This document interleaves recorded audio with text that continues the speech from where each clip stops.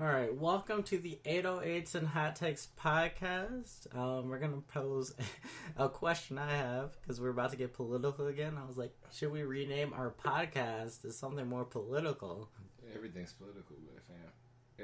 Everything in this world is political, bro. You can't run away from it, my brother. All right, so yeah. You can't run away from it. Everything's political, bro. If we start talking about music, it's still political. That's true. Politics is life, people. Have no one ever tell you that, oh, let's try to not be political now. Everything in life is political.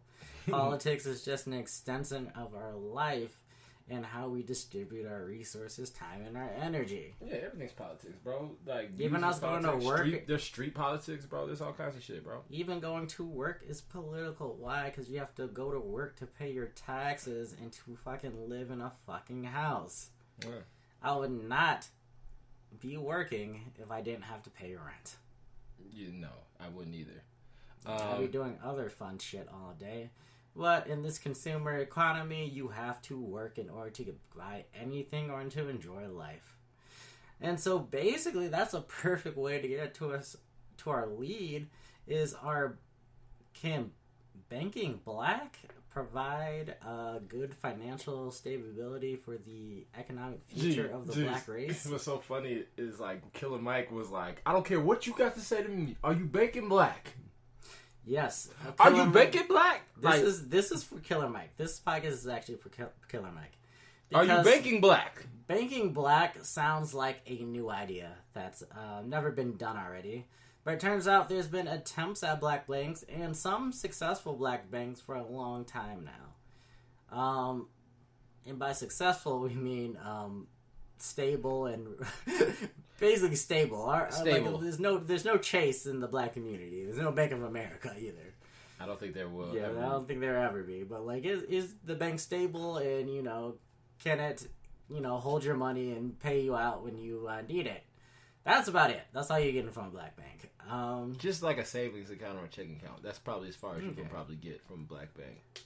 This is all inspired from my book reading of The Color of Money. Yeah, he went up to me and he told me that Adonis told me he was like, man, this book is really like depressing me, bro. And I was like, what? And then he told me like the contents of the book. So I guess tell the people what you read and what kind of conclusion you came up with by reading this book about banking black and it's called The Color of Money. Banking black. I think there's something else in this title too. I will give that to you by the end of the podcast. But basically, it's how now everyone's like bank black. That's the way to uplift the black community. And unfortunately, people, that ain't it. Like everything ain't nothing it. You can try your best individualistically, but as a wholesale cure for the black community's poverty, it will not work. Why won't it work? To be honest, we've tried this for about right now it would be a century, a little more than 150 years, almost. That's either like by 1870s, really. I'm sorry, I'm a little off. I'm looking at titties on Instagram. I understand your plight. It's hard to stop looking at booties titties. too. Booties too. I'm just looking at. They're nice too. I'm looking. Yes. Very distracting. Okay.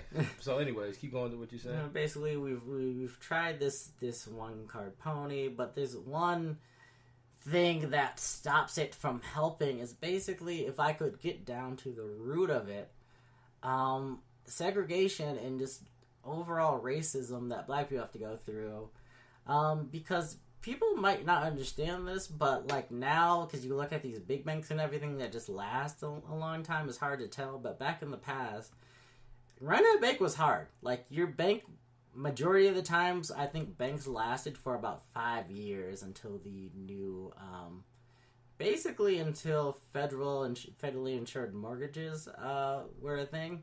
Basically, your bank would last an average of 5 years. It's very, very risky to own a bank. And I'll explain that. That's a whole money and economics thing. I'll explain that right now. Because basically, banks are a way to deposit money, but the only way for a bank to be profitable is to give out loans and have those loans, people pay back those loans. So in the black community, the problem you're dealing with is that everyone was in poverty. Like, no shit. Like, almost everyone's in poverty. Very few in the middle class. What years is it about? almost till now. But what year would you say it was like a bunch of poor niggas? Always. They were sharecroppers. Like, they were old urban environments. They were almost always poor. Like, the majority of your black population would always be poor. Okay.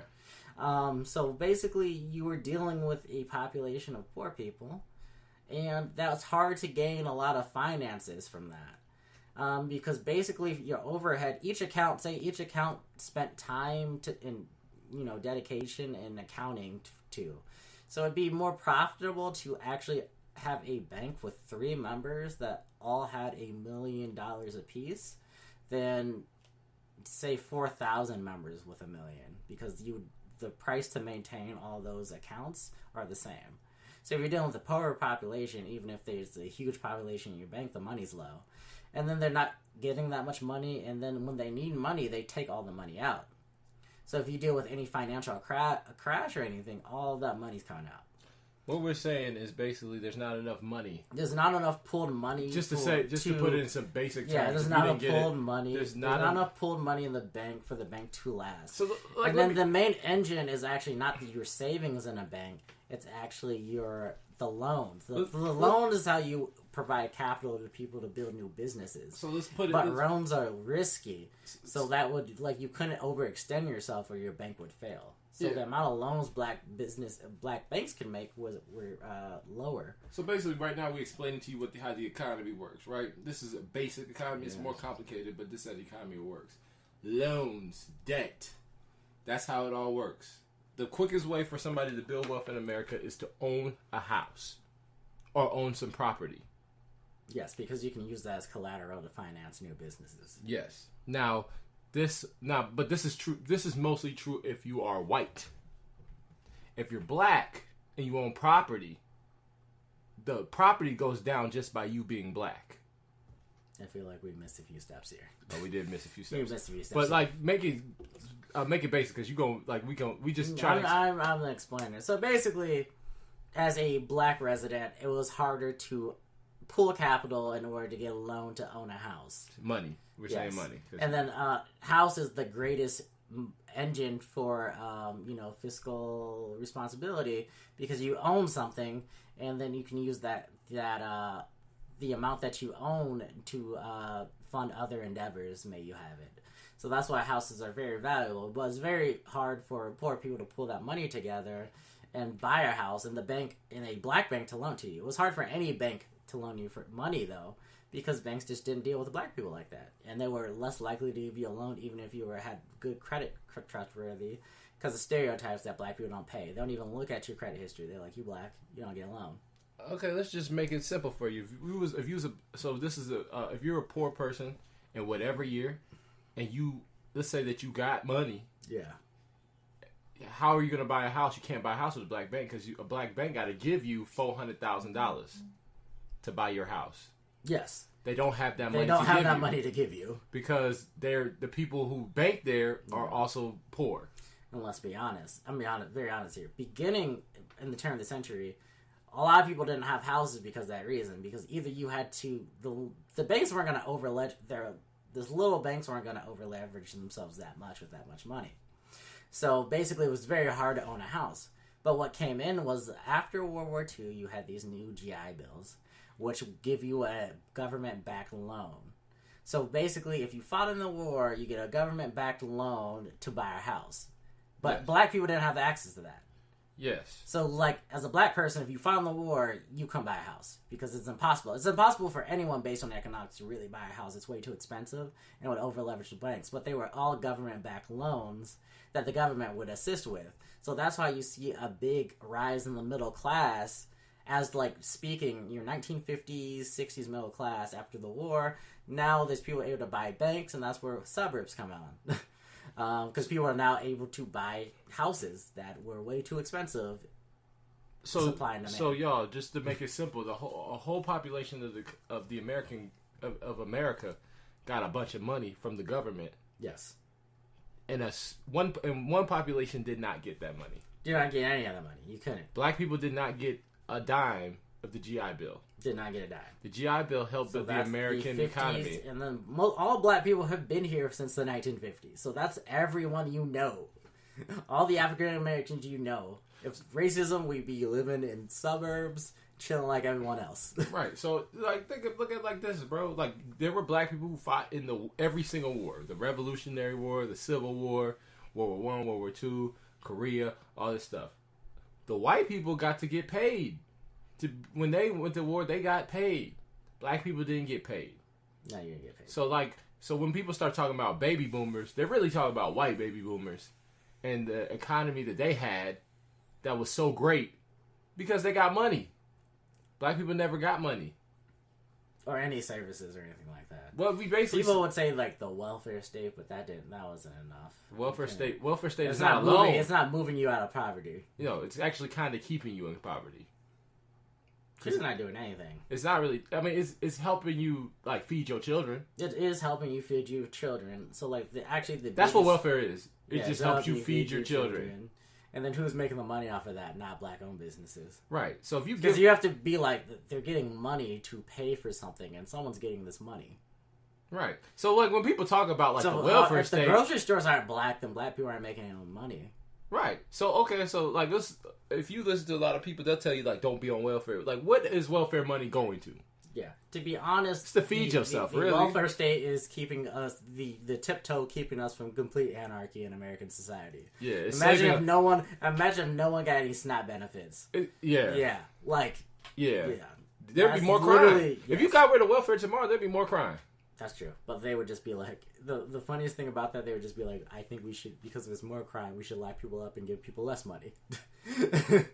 And then there would just be a cyclical thing of more crime. I mean, it's kind of how crime's worked in America. Yeah, you saying that that's not how it works. I'm saying it'd be worse. What we basically saying is black people in America, based off what Donnie read in this book, and what I've read pieces of, is that black people have never been able to access the mainstream American economy like every other group of America has.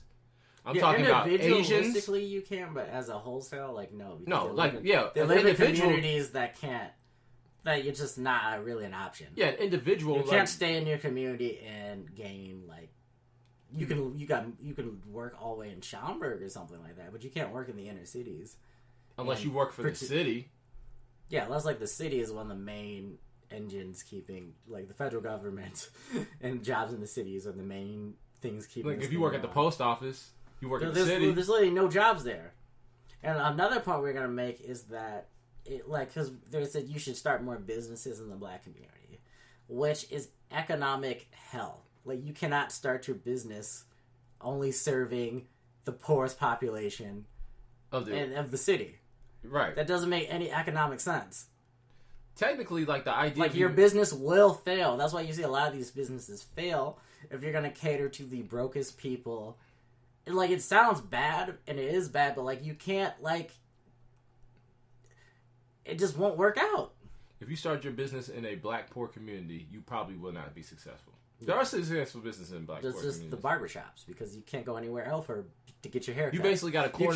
You can't get your hair cut by non-white. Like, as a black person, that's why barbershops, like, over the few barbershops and beauty supply shops succeed.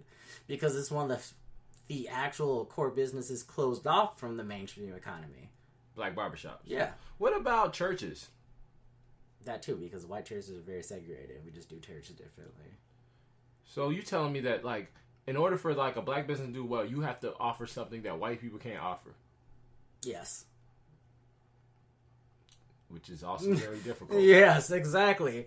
Because you're just not going to have that economic base. Like, that's unfortunate.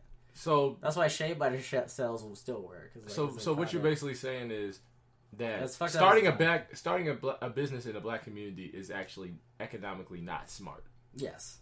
Unless it can only serve the black community. That no other group can, like, do it through their barriers of entry, or either, like, they have these big economies of scale that you just can't deal with. So what you're saying is, let's just say, like, black people usually, let's just say traditionally speaking, okay, black people, so after slavery, so from slavery to about... Slavery, sharecropping, and they put you back in slavery with sharecropping. Yeah, so you was back in slavery. So, like, let's just talk about segregation. Yeah. Let's talk about just the 60s, right? Yeah. You couldn't go to white businesses. You couldn't, a black business was not going to get